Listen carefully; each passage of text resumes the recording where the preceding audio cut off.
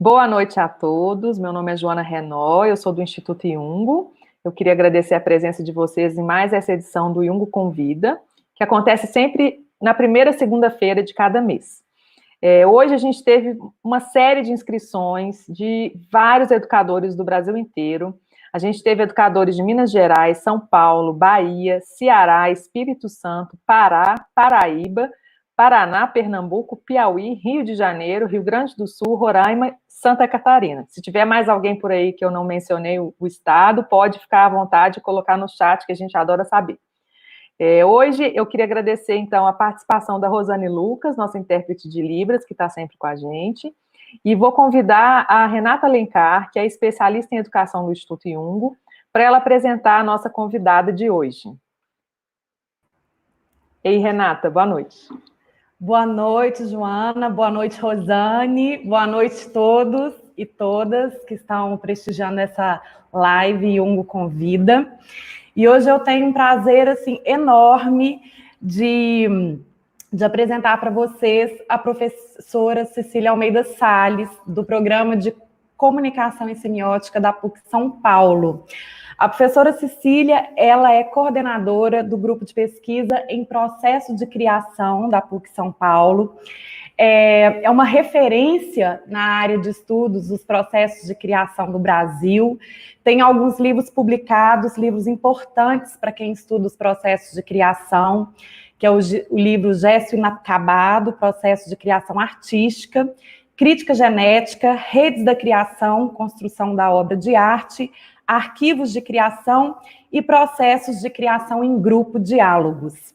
A nossa ideia, né, ao convidar a professora Cecília, é continuar com a diversidade de temáticas de interesse dos educadores do Brasil todo. E aqui nós convidamos a professora Cecília, provocando aí um exercício de pensamento entre os processos de criação e a educação. Eu espero que vocês gostem da conversa e já agradeço a professora Cecília pela abertura para esse papo. Vou chamar a professora Cecília e só para pontuar, temos também educadores de Montevidéu, uma mestranda em Montevidéu e Estádio do México também. Então, nossa live está aí correndo o mundo. Bem-vinda, professora Cecília. Nossa, que prazer de estar aqui com vocês. Agradeço demais o convite, muito. Foi pela Renata que eu conheci um tempão, que daí depois passei a conhecer o Iungo. Muito obrigada pelo convite, espero que seja bem gostosa essa nossa conversa. Obrigada, o prazer é nosso. Renata. Quer que eu comece, Renata? A palavra é toda sua, professora Cecília. Tá bom. Bom, então, eu realmente acho que primeiro, antes de mais nada, eu acho que é importante fazer, né, uma contextualização, né, dessa pesquisa para explicar um pouco de onde eu venho. E também dizer que vai ser uma conversa sem muitas respostas finais, mas pensar junto. Eu acho que é muito mais essa proposta de vamos aqui pensar junto essa relação desses estudos de processo de criação que eu venho fazendo, e vocês e eu também como educadora. Eu digo, né, porque a minha história, essa pesquisa de processo, ela partiu do ensino de redação. Então, eu sou formada em inglês, eu dava aula de redação, e eu tinha uma angústia de como ensinar a escrever, né, a parte que fosse na língua estrangeira, isso já era um outro problema, mas era a história do como se escreve. Eu fiz um mestrado que era ainda numa pesquisa muito limitada, com grupos muito, sabe assim, muito rígida metodologicamente, que não me deram muitos resultados interessantes como eu estava querendo. E eu me lembro que eu saí da defesa com a pergunta, o que você vai fazer daqui para frente? E eu respondi, eu quero saber como se escreve de verdade. E foi aí que começou essa pesquisa, a partir, né, essa história, a partir dos documentos de processo que o Inácio de Loyola Brandão, né, um escritor brasileiro, que eu conhecia, eu soube que ele tinha diários do livro Não Verás País Nenhum. Então, esse foi o ponto de partida, esses documentos de que eu vou falar um pouco disso, e daí foi o meu doutorado, e que eu já vou partir desse doutorado defendido, e que daí era, nesse começo, o estudo do processo de criação na literatura brasileira contemporânea, e que era importante, porque naquele momento, nos anos 90, ainda não se estudava muito, né, a produção contemporânea, especialmente na literatura. E daí, essa pesquisa, daí passei a dar aula no programa de comunicação e semiótica, onde estou lá até hoje, e que é uma história de uma pesquisa que, então, se iniciou em 90, né, nos anos 90, e que é um processo que começou primeiro, de uma ampliação dos objetos de pesquisa. Então, isso da literatura já se ampliou para as artes visuais, cinema, artes cênicas, arquitetura, design, fotografia, jornalismo, publicidade, curadoria, crítica. Então, foi primeira expansão, quer dizer, eu não estou falando numa cronologia, mas é uma história de expansões. Então, a primeira é a questão dos objetos de estudo, né? E depois, daí, ver o que eram esses registros em outras áreas. Então, são esses documentos que eu passei a chamar de documentos ou registros de processo que formam que depois, os grandes arquivos da criação. Então, o que é de tudo, absolutamente tudo que pode ser de interesse para o pesquisador: anotação, esboço, diário, caderno de artista, registros audiovisuais, briefings, pauta, maquete, roteiros, diferentes tratamentos de roteiro, diferentes montagens do cinema, contatos fotográficos, enfim. E também aqui, já pensando no nosso campo da educação, os registros dos professores, que já eu falo um pouquinho sobre isso, mas tudo que a gente faz, porque a gente também tem as nossas anotações, a gente tem as nossas preparações de aula, e tem também os nossos programas. E já eu vou voltar a isso, mas só fechando um pouco essa expansão, o que são esses documentos. Então, é qualquer registro analógico ou digital de percurso, né, desse processo, que são feitos nas linguagens as mais diversas. Então, eu fui percebendo que, por exemplo, o escritor faz desenhos, escuta música, então tem uma coisa de uma diversidade das linguagens que se encontram nesse desenvolvimento do pensamento em criação. E o que a gente busca? A gente busca compreender, né, os princípios que direcionam os processos estudados. E como que a gente vê esses arquivos? Isso é o que eu acho importante. Qualquer arquivo a gente vê como índices do pensamento em criação, né? Como se desenvolve o pensamento, aqueles são índices, são documentos, são registros desse. Então, por isso que é de uma diversidade imensa e de áreas muito diversas, e que pode se ampliar para outras e outras e outras áreas, e aqui está sendo esse desafio com vocês de colocar para o campo da educação. Né? Então, abre essa possibilidade para que seja feito, por exemplo, né, na filosofia, e agora, então, vamos colocar isso no campo da educação. O que nos interessa é saber como se constroem, né, esses objetos do nosso interesse, como eles são produzidos. A gente vai olhar o que? As camadas, né, a partir desses registros, a gente vai vendo as camadas que fazem parte dessa construção desses objetos, sejam, né, o que for, né, de nosso interesse. Então, e que, na verdade, são redes bastante, eu fui percebendo que são redes bastante complexas, né? E que aparece uma questão muito forte, que é a criação como trabalho, né? Como fazer, né? Como produção.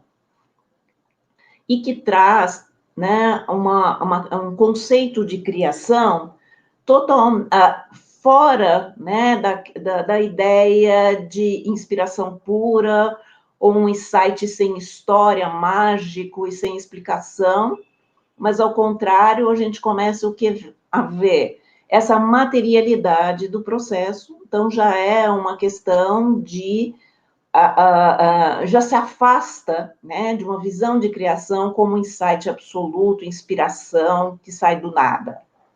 Então, e porque tudo isso vai nos dando, como vocês vão ver, um conceito de criação para a gente poder falar em todos os campos, inclusive, né, aqui no nosso foco da educação.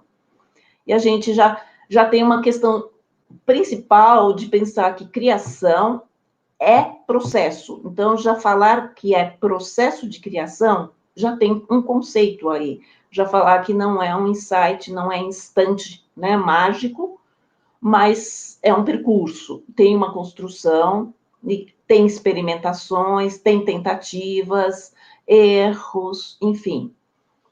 E outro caminho, essa pesquisa também caminha lado a lado, então, como vocês viram, tem uma história da expansão dos objetos de pesquisa, que é isso que eu estou colocando até agora.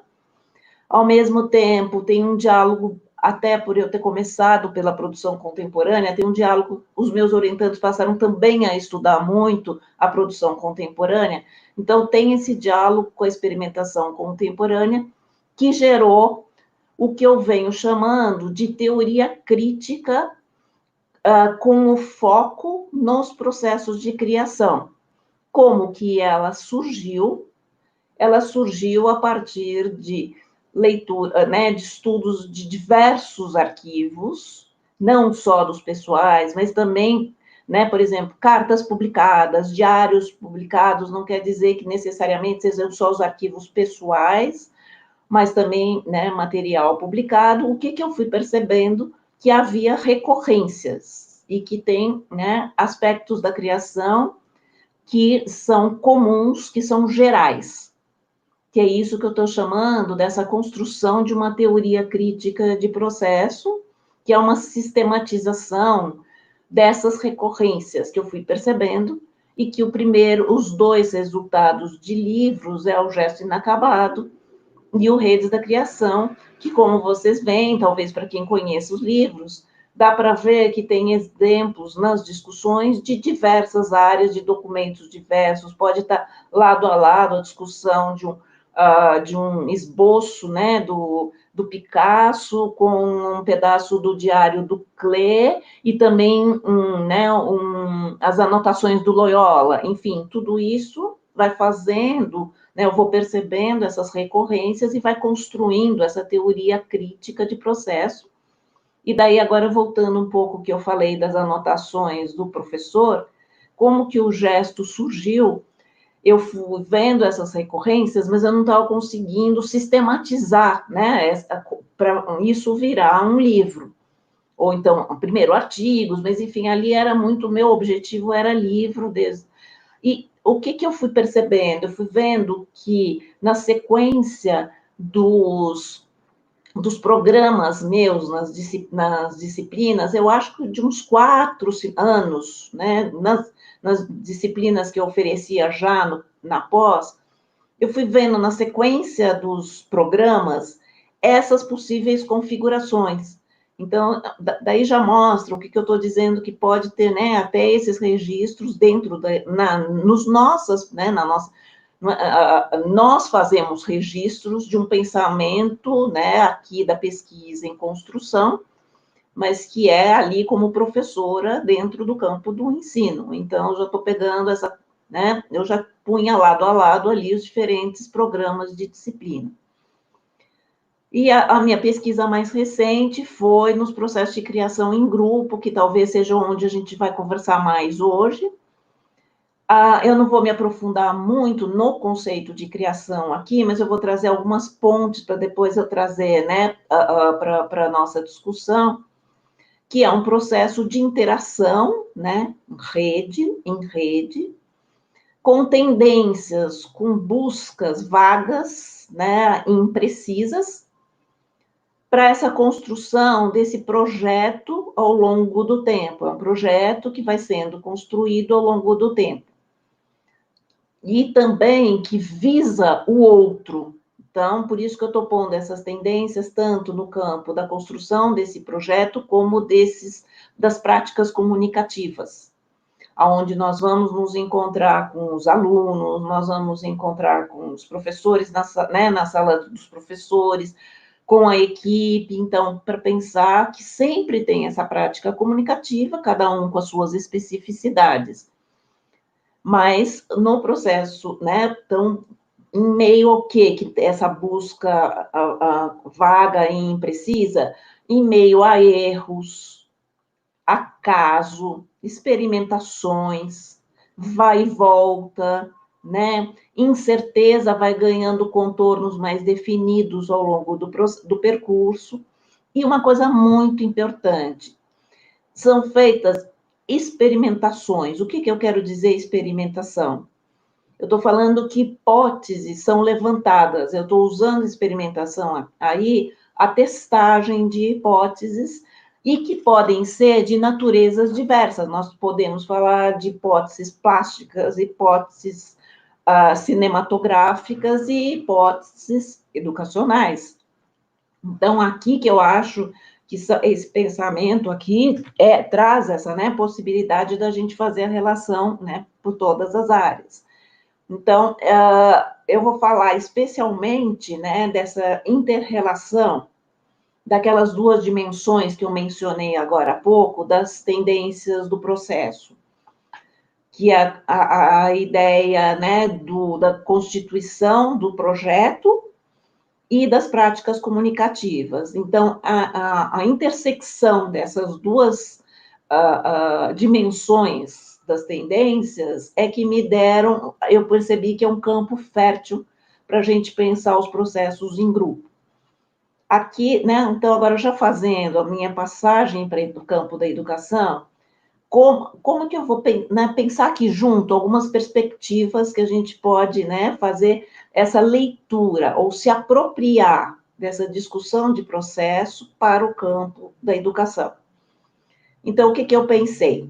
Sempre, como eu falei, no âmbito de rede, nas redes de criação, eu ainda vi que o Jung, né, o termo ainda, né, o nome de vocês, já fala disso. Né, já fala, né, das relações, já fala de redes. Então, quando eu vi o termo, eu falei, nossa, já está falando dessas conexões, né?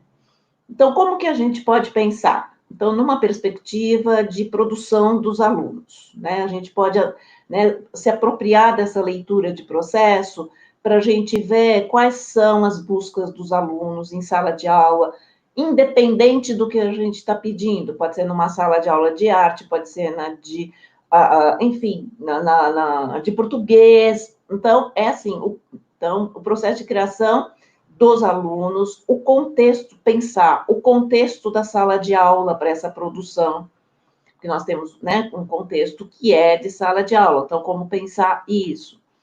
E pensar essas hipóteses que os alunos estão ali levantando, né, ao longo do percurso, sem passar até por aquilo se é arte ou não é arte, por exemplo, para os professores de arte. Nós estamos falando do quê?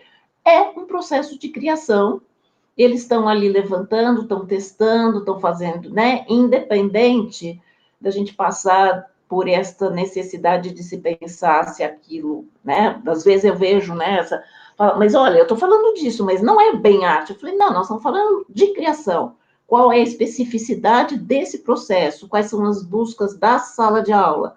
Daí nós estamos entrando, né, no que é específico desse processo que a gente está estudando. Uma coisa que eu acho super importante até é pensar, olhar como processo, é não olhar de forma segmentada, né, para as produções do aluno. Né, por exemplo, né, a produção de uma sala, né, um dia de arte com o outro dia, com também, depois, né, também na interconexão dos professores, né, ver isso não de forma segmentada, não como produto, mas como processo. Isso eu acho que é uma consequência. Rever muito o conceito de erro também, né, como uma coisa que é pré-estabelecida, como certo e errado. A gente, às vezes, precisa ver no contexto de erro daquele aluno. Enfim, isso são coisas para se pensar também. e que, no fim, pode ter uma correção ao longo do tempo, mas são coisas, porque é isso que a gente vê, né, as pessoas nas produções deles fazendo. E entender uma coisa que eu acho que é importantíssima é a produção do aluno ao longo do tempo, né? Uma coisa de ao longo do tempo e não separado e não, né, segmentado cada produção isolada. Então, o ao longo do tempo é muito importante. Eu pensei um exemplo, só para, né, trazer um exemplo aqui né, como ajudar o aluno a levantar hipóteses. Eu pensei assim nas artes, na aula de artes, por exemplo, explorar diferentes materiais. Isso é uma coisa que a gente vê o artista fazendo, né, buscando diferentes papéis, diferentes texturas, diferentes, enfim. Você colocar, né, isso na mão do aluno, esse potencial de exploração né, de materialidades, pode ser um exemplo, porque, que é exatamente isso que eu estou dizendo, de formulação de hipóteses. Ele vai, a partir desses materiais, formular hipóteses plásticas no contexto da educação, no contexto, né, não sem qualquer tipo de descontextualização do que é, né, a produção de materiais ou relação com materiais, né, do artista no seu ateliê, né. Outra coisa que a gente pode pensar é o processo de criação do professor com alunos, né, também olhar para que é aquilo da rede mesmo, o professor com os alunos, o professor com a escola, né, partindo sempre que é uma questão, o que é importante a gente pensar? Que é sempre um campo de interações, que o outro cria possibilidade, cria um campo de possibilidade, que é bem um conceito de rede, né? Um bate no outro e cria possibilidades. Isso que é a riqueza, né, do que é a relação com esse outro. Então, que normalmente, nos processos, né, dos artistas, eles saem em busca dessas interações, e nós estamos vivendo esse campo, que é a sala de aula, necessariamente de interações, né? Então, sempre, né, então, eu vou falar agora de algumas coisas nesse estudo do processo em grupo. Eu vou focar 3 questões que são importantes, eu já falei algumas delas, mas mais forte. Pensar o quê? O contexto de produção. O que eu estou querendo dizer isso? Envolve questões relativas a um momento histórico, a efervescência. Eu estou usando efervescência cultural como o Morin usa, mas que para nós é importante o quê? Ver essa sala de aula, os diálogos, né? Quando o Morin fala em efervescência, ele está falando em diálogo. E nós estamos falando da sala de aula como um potencial de diálogo. Eu vejo nas aulas minhas também, você está falando coisas, o aluno traz, né, interações. Então, a gente tem que ver isso, mas isso envolve um momento histórico, nós estamos num momento especialmente, né, que talvez depois a gente fale mais, mas é isso, são contextos de produção que nós temos que levar em conta, né, que tipo de interações são possíveis nesse contexto determinado. E também pensar nesse contexto de produção, o que é importante para a gente é as especificidades de cada processo. A Rosane está aí bem?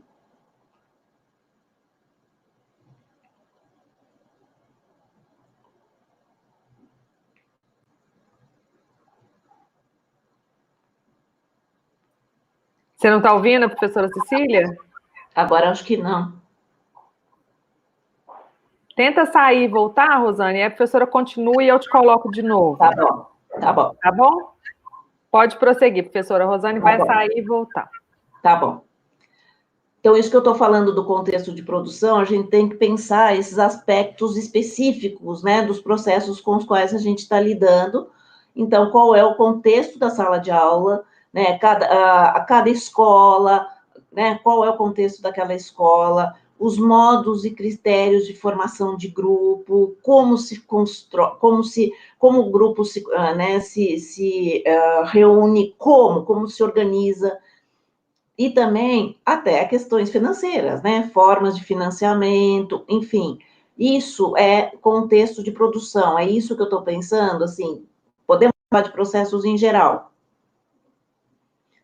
Podemos falar de processos em geral, mas vamos pensar os processos na educação, que contexto é esse, e que nós sabemos que não dá nem para generalizar, né? No Brasil é impossível a gente falar de um contexto geral, mas nós temos que pensar o que aquela escola busca, quais são, ao que está ligado, as especificidades mesmo. E eu acho que tem uma coisa importante, são os modos de trabalho também da equipe, né? Se é uma equipe mais colaborativa, menos colaborativa, enfim. Tudo isso é para a gente estudar os processos, né? A partir do que eu percebi dos outros processos, são questões relevantes para a gente trazer. Outro é aquilo que eu comentei com vocês, que é a construção de projetos, né? Eu falei que são construções de projetos e a questão das práticas comunicativas. Só que na hora que nós estamos em grupo, já tem uma questão mais complexa. O que é? É a construção de projetos comuns, né? É em comum, em meio a essas interações com os outros, que são essas redes que a gente acabou de falar, tanto, né, com os outros professores, tanto com os alunos, então, com os membros, né, dos grupos. Então, esse projeto vai se construindo nessas relações com os outros membros, nessas práticas comunicativas que eu estou falando, em meio a essas práticas comunicativas, lembrando que cada um de nós, né, cada membro do grupo tem também as suas próprias buscas, só que naquele momento a gente está a serviço dessa busca comum que é, né, dentro da escola, sob um ponto de vista, depois na sala de aula, em cada sala de aula que a gente sabe que é totalmente diferente, cada grupo, cada turma é totalmente diferente, enfim. Então, o que a gente vê nesse âmbito da construção de um projeto comum, das dificuldades ou dos aspectos que a gente pode levantar?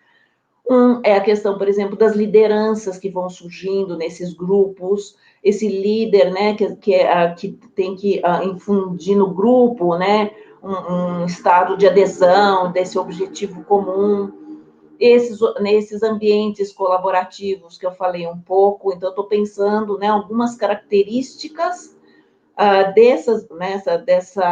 desse processo de construção de um projeto comum em meio às práticas comunicativas, na relação com o outro. Então, formação de lideranças, ambiente colaborativo, uma coisa importantíssima, a dificuldade de se conviver com a incerteza na coletividade, né?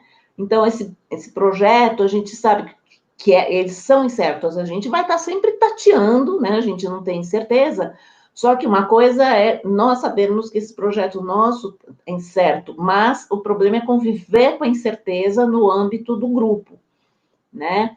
E que daí começa essa incerteza, começa a diminuir na hora que começa a ganhar certos critérios começam a aparecer e então começa a ter decisões são tomadas, critérios aparecem, tomadas de decisão é importante, e para essa construção, né, e vai tornando, né, o projeto mais claro, e daí pode aparecer até necessidade de documentos no meio desses processos associados, né, a cada pessoa, a necessidade de cada pessoa.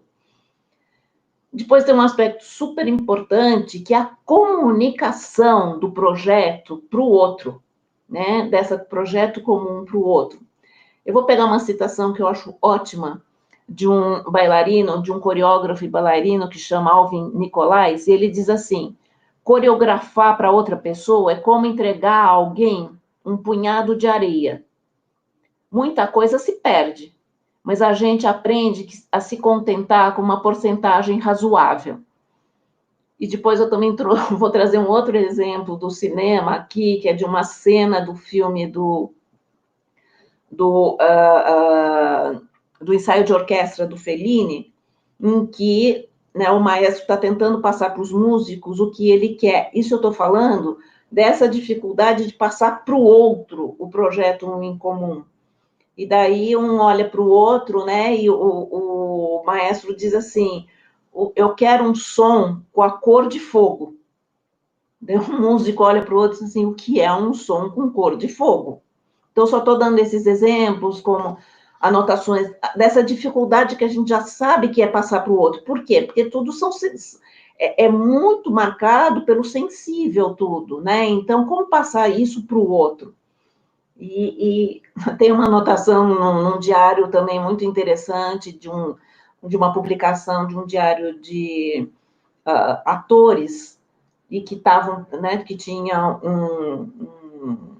eles chamaram um diretor que era russo, então cheio de dificuldade de relação com o outro, de comunicação mesmo, como passar para o outro. E daí um dos atores anota uma linha assim imensa de pontos de interrogação no diário dele. E daí escreve assim: anota um monte de interrogações, entendo, mas não compreendo o que o diretor quer dizer. Eu só estou trazendo aqui, né, exemplos para falar dessa dificuldade de passar para o outro. A gente sabe, né? Então, e que na educação a gente sabe que são, né? Nós estamos com esse ambiente dos processos pessoais também e institucionais. Então, nós também temos que passar para o outro também essas buscas da instituição, dependendo, né, de quem cada, né, dentro da equipe, né, da escola, né. E uma coisa, né, para terminar um pouco esse início aqui, para depois eu ouvir um pouco as perguntas de vocês, é importante falar desses documentos que eles são feitos por necessidade, né, das pessoas em produção. E no meio dessa coisa de passar para o outro esse projeto, eu acabei me vendo diante de um cineasta que chama Evaldo Mocarzel. Ele é carioca, e eu acabei tendo contato com ele, eu fiquei sabendo que ele está fazendo um grande registro do teatro contemporâneo aqui de São Paulo, e daí fui conversar com ele, e ele, no meio da conversa, ele me falou que ele fazia cartas para o montador dos documentários. Eu falei, você faz cartas? Daí eu perguntei, cartas que são por e-mail, né?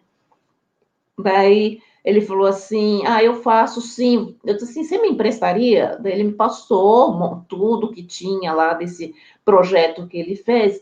Então, isso que eu estou dizendo, de exemplo, de documento, registro, que são feitos por necessidade de passar para o outro o que ele buscava.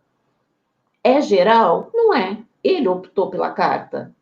Né? Então, não existe padrão disso, mas, ao mesmo tempo, deixa bastante clara a necessidade né, de como se organiza, né, esse grupo, como passa para o grupo, né, o que você está buscando.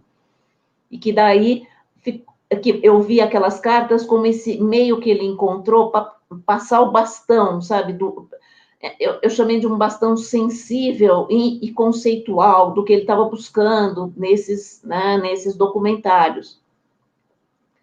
E que foram também um outro grupo de teatro que eu acompanhei, que todos os membros estavam cada um, né, numa cidade, né, do Brasil, e que acabaram trabalhando muito por WhatsApp. Então, por necessidade também, o grupo gerou os WhatsApps, então esse processo, né, a necessidade de se comunicar com o outro, não estando presente, o WhatsApp gerou uma documentação riquíssima para se entender processo em grupo. E é o que eu estou dizendo, não tem nenhum padrão. E o que é importante nessa pesquisa é essa necessidade de registro e a gente saber olhar para eles, a gente como pesquisador, né, como pistas para entender o processo de criação.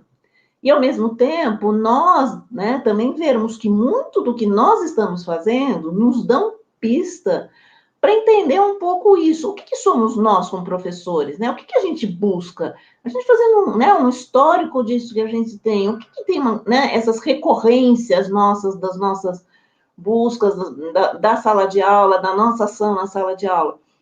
Pode ser que esteja nessas coisas dispersas, eu só estou dizendo que isso é para entender o processo do educador, né, que é uma outra camada de tudo isso que a gente está aqui, né, pensando.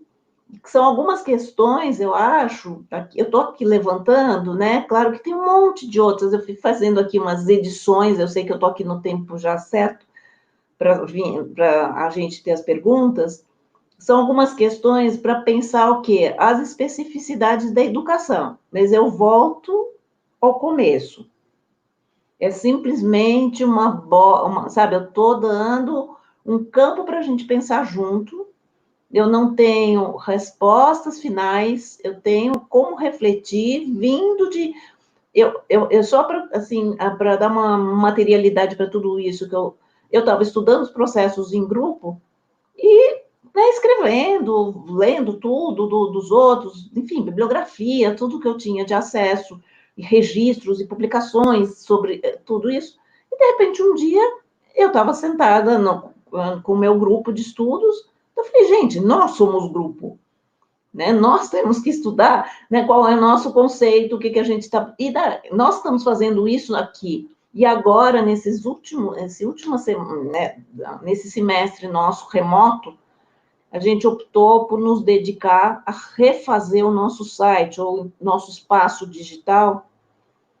E daí, eu falo espaço digital porque vai ser site, vai ser Instagram, tudo isso. Mas o que a gente partiu? Fazer exatamente isso. Qual que é o nosso projeto? Qual o nosso conceito? O que a gente defende? Qual é a nossa busca? Então, nós passamos a pensar o que nos move como grupo de pesquisa, para que depois a gente consiga materializar, né, nesse site, nesse Instagram, inclusive para pôr uma porta aberta para uma das buscas nossas, que é sair do âmbito acadêmico e abrir as portas, né, para fora do acadêmico, e pensar até como um espaço, ter lá um espaço de experimentação artística também, abrir possibilidade de experimentação artística ali, porque agora, nesse momento da pandemia, está cheio de artista colocando seus processos no Instagram, em Facebook, enfim. Só para dar um exemplo para vocês, como, né, essa constituição desse site apareceu o quê? Os princípios direcionadores, que é esse projeto que eu falo, de um grupo de pesquisa, né, e que, na hora que eu pus no papel, eu falei, gente, é isso é que nos move, o que nós queremos, o que nós não temos é o que a gente quer pôr nesse site. Então, só para exemplificar o que é isso, né, nós ali como professor e alunos, né, pensando a gente nesse campo de interações, porque esse grupo não seria o que ele é se não fosse essa diversidade desse grupo de áreas e de campo de interações, né? Então, eu acho que era isso que eu queria trazer nessa conversa aí. A gente vai fazendo umas edições da vida, né? Para ver. Lindas edições, professora Cecília. Professora Cecília, nos últimos dias, né, nós recebemos várias perguntas, né, pelo site, e também estamos continuando recebendo perguntas agora no chat. E aí eu fiquei com a tarefa de organizar algumas questões disparadoras com base nessas contribuições que nós recebemos, tá? Algumas colaborações, né? E aí eu vou citar algumas, né? Do Sérgio Luiz da Silva, da Franceline Rodrigues, que vieram de Belo Horizonte, Minas Gerais, já foram, de certa forma, contempladas aí na sua fala inicial. A Thaís Melo, que é professora de ensino superior, né? Você conhece, também é do nosso time aqui no Iungo, também mandou uma questão super instigante sobre o caderno de processo do professor, que eu também considero que já foi contemplada aí nessa sua fala. Então, eu vou fazendo aqui uma conexão, né, de algumas questões que nós recebemos. Eu gostaria, né, de te perguntar sobre o contexto, né, em que medida os estudos sobre os processos de criação podem colaborar para a construção de estratégias ativas de aprendizagem. Eu estou falando isso, né, porque as chamadas metodologias de aprendizagem ativa, elas colocam na cena, né, dos debates da educação as estratégias pedagógicas que dão centralidade ao estudante, né? E aí eu gostaria de provocar, então, uma reflexão dessa possível conexão ou contribuição da crítica de processo no campo da educação, considerando essa lógica das metodologias de aprendizagem ativa. Espera um pouquinho só. Desculpa, estava um barulho aqui fora, desculpa. Olha, eu acho que 2 aspectos que eu acho que eu posso levantar, Renata. Eu acho que eu passei rapidamente, mas aquilo que eu falei, que o grupo, não podemos esquecer que os grupos são formados por esses objetos comuns, mas cada um tem a sua busca. Isso eu parti muito do Eisenstein, tem um texto que o Eisenstein de cinema, né, aquele grande teórico da montagem, enfim, um teórico super importante, ele tem um diário, e nesse diário ele faz uma análise super interessante, ele faz uma analogia do trabalho, né, do trabalho do cinema com o trabalho de construção de pontes. E ele fala uma coisa que parece óbvia, mas que é importantíssima para a gente. O que é? O grupo é formado por indivíduos, formado por sujeitos. Né? Agora, eu já estou fazendo a minha leitura, ele usa a palavra indivíduo, eu já estou usando o conceito de sujeito. Então, isso eu acho que é importantíssimo para pensar a questão de centrar no aluno, né? É uma ponte para a gente pensar, porque nós também sabemos, a gente vai percebendo que tem uma construção, né, ao longo do processo, de uma subjetividade, né, ao longo desse processo. Então, a gente tem que levar esse aluno, eu imagino que seja essa, talvez, uma das pontes para pensar o centrado no aluno. É a gente, né, eliminar também essa ideia de que o grupo é homogêneo, né, quer dizer, tem as suas singularidades que estão ali sendo constituídas. Então, tem esse aspecto, e o outro que é centrado no aluno, mas eu sei também que tem o outro aspecto que faz parte, né, dessa construção dessas estratégias ativas, que é a questão de ter um projeto comum, né, pelo que eu vejo lá na graduação, lá da PUC, tem feito muito isso, da construção. Então, daí a gente cai exatamente nisso, e que eu acho que foi um ponto que eu levantei, saindo lá da minha sala de aula de redação, e aquela minha insatisfação com 2 coisas. Uma era o texto, né, ser artificial, porque era outro momento de pesquisas, de texto, de redação, e de qualquer jeito, para eu sair com necessidade né, de saber como que se escreve de verdade. Mas o outro ponto que me angustiava era muito essa coisa de um texto isolado do outro, né? Eu estou pedindo um texto, depois daqui a 3 semanas tal coisa, outra, não sei o quê, um isolado do outro, de não ter, por exemplo, já a primeira coisa, um projeto comum desse semestre de aula de produção textual, né? Então, que não fosse aquilo que eu falei, de não estar isolado. Porque daí tem uma busca, a gente consegue instaurar, quer dizer, eu sonharia, né, em achar que isso é possível, instaurar uma busca, entender a busca do aluno, né, e não aquela visão, o que o professor quer do texto, que era uma coisa muito rápida, daí corrige, devolve, daí vamos para o outro, daí vamos para o outro.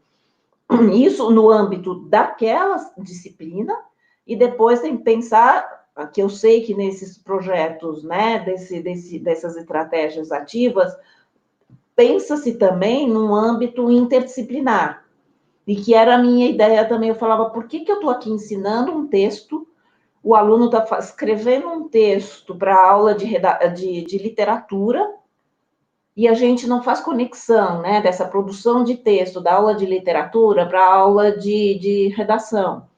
Então, é uma visão não segmentada, né, das produções, que eu acho que isso, eu estou falando de outro momento histórico da educação, mas que vinha, e que eu acho que daí eu entendo muito, eu vinha com esse mal-estar e falava assim, no mínimo, vamos pensar num projeto comum.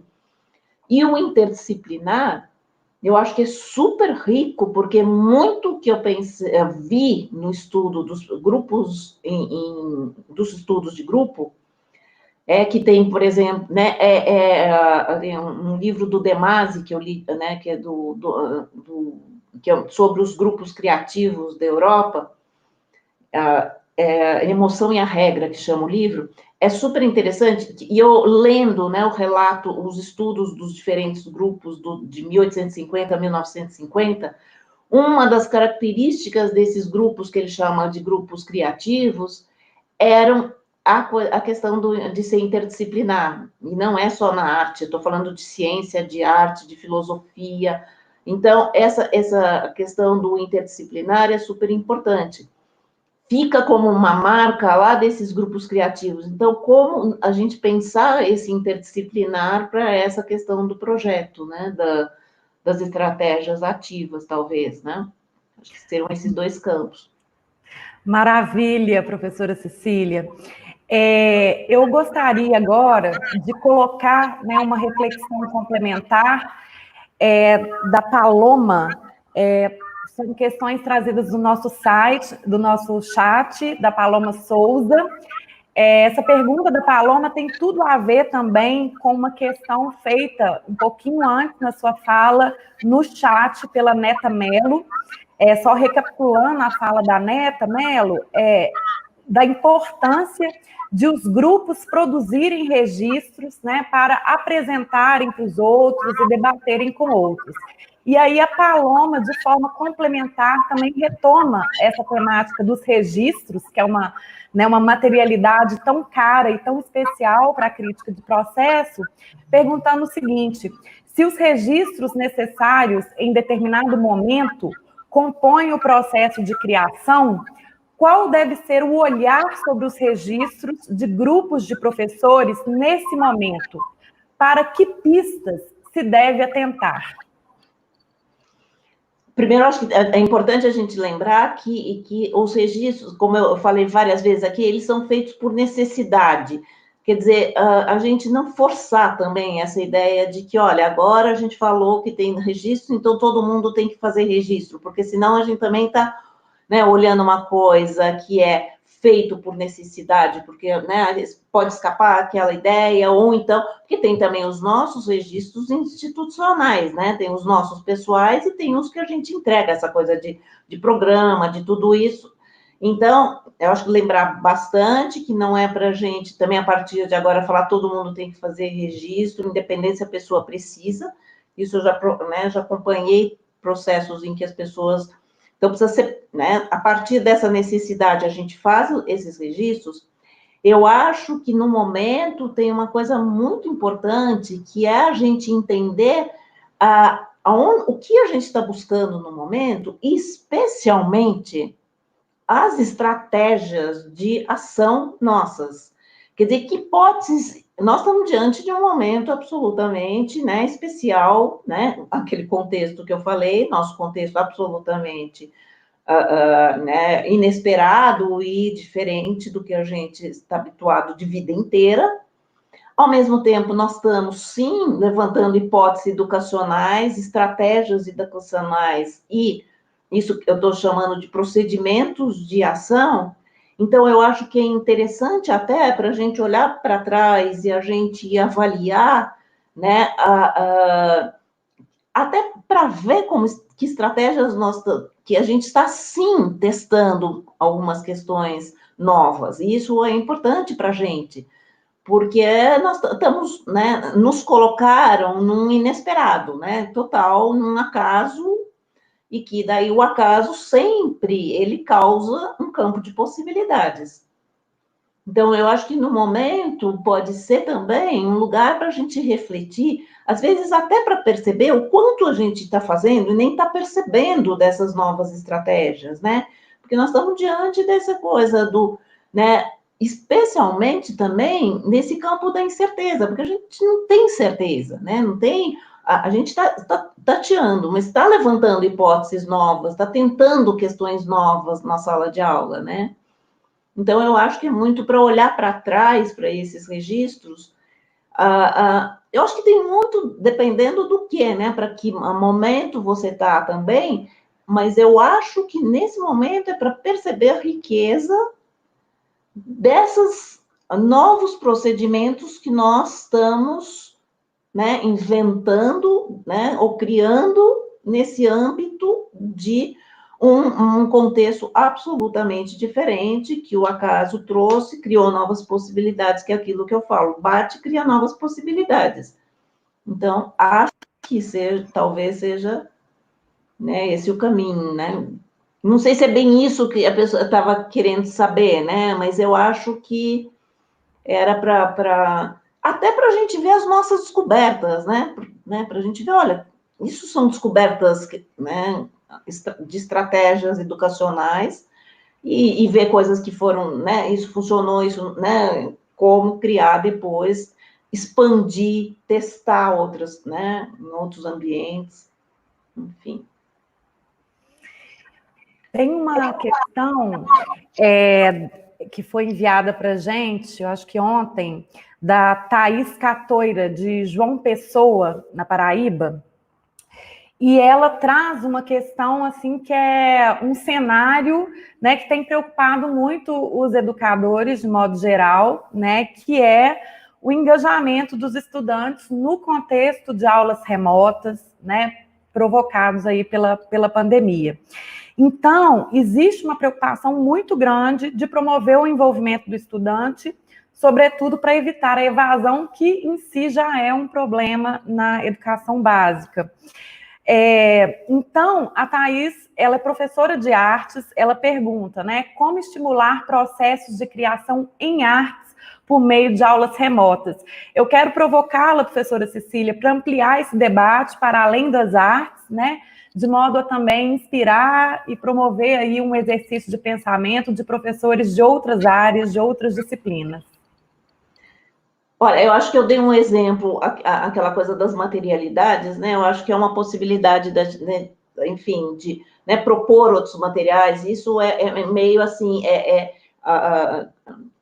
colocar desafios novos, né, para as crianças, e que pode ser isso, né, remoto ou não tem a possibilidade. Agora, pensando nesse ambiente que nós estamos vivendo, até como a gente vem conversando, né, com tantos professores no momento, todos nós estamos enfrentando a mesma coisa, né, em todos os níveis. Também nós, na pós-graduação, o que é dar essa aula remota, o que é ter esse aluno, né, atento, nós não sabemos, enfim. Mas tem uma coisa, talvez, que eu tenho percebido, que também essa aula remota, vamos pensar o seguinte, um ponto de partida para, né, do ponto de olhar isso como criação, como eu falei para vocês, é esse processo de levantamento de hipóteses. Então, você está ali criando, né, então, você ativar essas hipóteses, e eu via isso, eu dando aula, então, eu mencionando uma coisa, em 2 minutos no chat estava um link, né? E que essas conexões já estão imediatas, eu acho que são uns pontos, né? E que daí a gente dialogar com esses links passa a ser naquela aula, na aula seguinte, eu acho que foram, sabe, assim, porque nós também teve um imediatismo, né, das mídias, e que não é mais da mesma área que a gente, então é interdisciplinar, né, as interações são interdisciplinares. Então, se você está falando né, de tal material, de tal artista, né, eu estou pensando nas artes, na aula. Então, você colocar ali do lado o material daquele artista, e, por exemplo, dos artistas, eu tenho pensado muito na sala de aula de trazer esses documentos para os alunos verem, sabe? Para trazer essas camadas também, e não só a obra do artista, porque para também não resvalar naquela tendência de uma cópia, né, da sala de aula de arte ser cópia de obras, né, ou, né, fazer,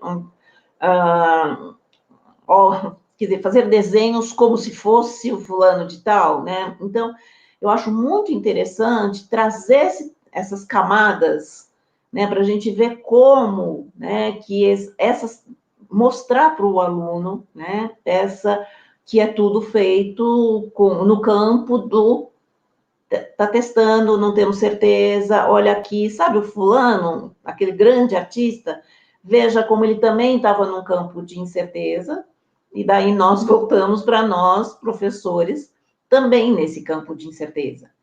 Porque eu acho que eu estava, por acaso, foi o livro que eu pus o primeiro da bibliografia desse semestre, ainda quando a gente ainda estava, né, na sala de aula, presencial, que é um livro do Morin, que chama Como Viver em Crise. É um texto muito curtinho dele, mas é fantástico, porque o que ele coloca para a gente? Nós temos que viver na incerteza. É isso, mas é aquilo também.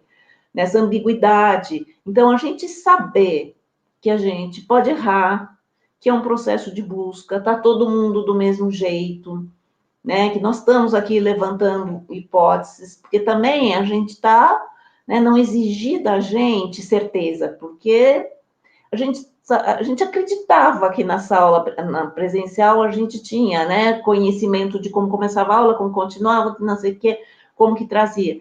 Nós estamos agora, mas na verdade nós também ali, dependendo da classe, ia mudar muito daquelas nossas certezas, mas eu acho que a educação, né, a gente tem que se ver assim, olha, nós não estamos, sabemos. Eu me lembro que a primeira aula eu falei, gente, nós vamos aqui começar a pensar todo mundo junto, e eu comecei a ver, eu percebo, sim, que tem menos, às vezes, interação com os alunos, isso eu ainda quero melhorar, isso eu estou falando como o próximo é o segundo semestre, então esse primeiro foi como tornar possível, agora virou uma coisa mais complexa, que é como tornar a mais densa, eu estou dando um exemplo do que eu acho que não aconteceu na minha sala de aula, a interação entre eu e os alunos. Eles faziam perguntas, mas muito menos perguntas do que faziam, né, no presencial. Ao mesmo tempo, ampliou demais o campo das interações dos links que eles apresentavam ali. Coisas que a gente, né, às vezes demorava, então, olha, não sei aonde, não sei aqui, não. 2 minutos estava ali, se era para ver o filme, então essa interação se tornou muito mais rica. Então, eu acho que é a gente explorando também esse campo nosso que nós estamos. Acho que também a gente assumir que nós ainda, né, estamos explorando e assumir que não temos certeza mesmo, né? E porque senão também a gente está, né, esperando uma ação que fosse e não vai ser do presencial, mas também então estamos aqui. Estamos levantando hipóteses, né, dessa educação. Eu aposto muito nessa, né, proposta de campos de interação. Por quê? Porque a gente sabe que é nessas interações que se produz conhecimento. Né? Na hora que a gente põe uma palavra-chave no Google, né, ali você não tem, se você pega a lista, né, que aparece no Google, você não tem, você tem uma lista de possibilidades de interação, mas só vai se produzir conhecimento na hora que você pega aquilo que você está querendo, né, produzir, uma parte daquela citação do Google e gera conhecimento. Então, eu ainda continuo achando que a grande, né, produção de conhecimento está nesse campo de interação e que não é nos sites isolados, vamos dizer assim, hipoteticamente, né, mas é na relação de... A gente vê isso na hora que nós estamos escrevendo um texto, né? Você pega, às vezes, uma citação de alguém. Essa citação só faz produzir algum tipo de conhecimento quando você faz a ponte com o que você está falando. Ele isolado, ele é uma citação, né? Mas ela não está produzindo conhecimento em relação ao que você está, né, ali querendo escrever isso. Eu estou pensando bem dos textos da gente. Então, eu faço essa aposta muito grande nessa viabilizar cada vez mais novos campos de interação. E tentando dar formas também. Uma coisa que eu fiz também foi que, em vez, isso nesse nível, né, de pós-graduação, mas em vez de só pedir uma produção no final do semestre, eu fui falando para eles me entregarem aos poucos, sabe assim, o que a aula estava afetando, o que eles estavam escrevendo. Isso eu mudei totalmente, quer dizer, a partir daí, eu tive um texto em processo, e não uma monografia no final. Mas, sabe, não tive nada que eu possa dizer que eu tenho certeza que isso deva ser feito pela outra pessoa, mas eu estou falando assim, foi uma maneira de eu manter mais contato com o aluno, já que estava distante, era um jeito de eu ter mais contato com ele. Nós estamos chegando bem no finalzinho, assim, da nossa conversa, mas com uma última, né, pergunta, e eu acho que ela dialoga totalmente, né, com essa sua reflexão. No seu livro, Processos de Criação em Grupo, você apresenta o conceito de autoria em rede, uma autoria que se realiza exatamente nas interações, né, entre os sujeitos e que é construída ao longo de um processo de criação. Então, nessa perspectiva, podemos aproximar essa noção de autoria em rede da noção de professor-autor, né? Aquele que cria, ativa e orienta um trabalho de criação com seus estudantes? Sem dúvida, Renata, sem dúvida. Eu acho que é uma ótima aproximação desse conceito, porque esse conceito de rede é justamente para falar, nós estamos sempre em diálogo, mas ao mesmo tempo nós temos marcas nossas específicas, né? Então também tem isso, essa autoria, nós, também para a gente não se isolar dessa relação com o aluno, da relação com os outros professores e da relação com a instituição, escola, né?